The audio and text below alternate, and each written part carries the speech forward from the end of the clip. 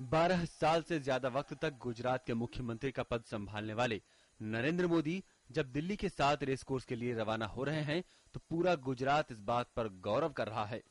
नरेंद्र मोदी को विदाई देने के लिए बुधवार को जब गुजरात विधानसभा का विशेष सत्र आयोजित किया गया तो वहां कुछ ऐसा ही महसूस हुआ। गुजरात विधानसभा में सदस्यों ने दलगत राजनीति से ऊपर उठकर मोदी की तारीफ की और उन्हें प्रधानमंत्री के बेहतर कार्यकाल के लिए शुभकामनाएं दी। विधानसभा में नेता विपक्ष और मोदी के कट्टर विरोधी माने जाने वाले शंकर सिंह वाघेला ने नरेंद्र मोदी का विधानसभा में जोरदार स्वागत किया। मोदी जब विधानसभा में पहुंचे तो वाघेला ने उन्हें गले लगा लिया।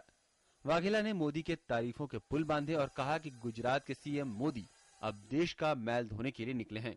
वकील साहब ना पहले वह वकील साहब के कपड़े धोते थे और अब देश का मैल धोने निकले हैं। हालांकि वाघेला मोदी पर चुटकी लेने और इशारों में उन्हें घेरने से नहीं चूके।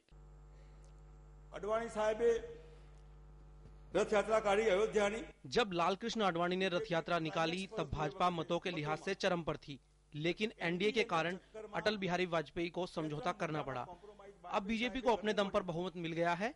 अगर एनडीए साथ आता है तो ठीक, अगर नहीं तो संविधान के ढांचे के दायरे में अयोध्या में राम मंदिर बनाइए।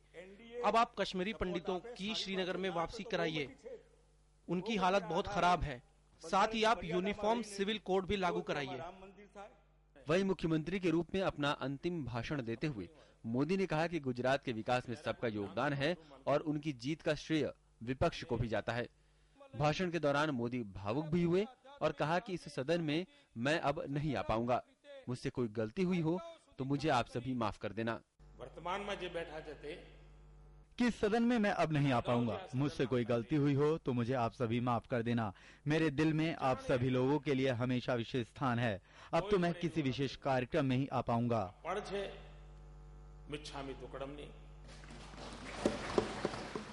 मोदी के करीबी अमित शाह और नई सीएम आनंदीबेन पटेल सहित अन्य विधायकों ने सत्र को संबोधित किया। सब ने मोदी की तारीफ की और गुजरात के अधिक विकास का भरोसा जताया।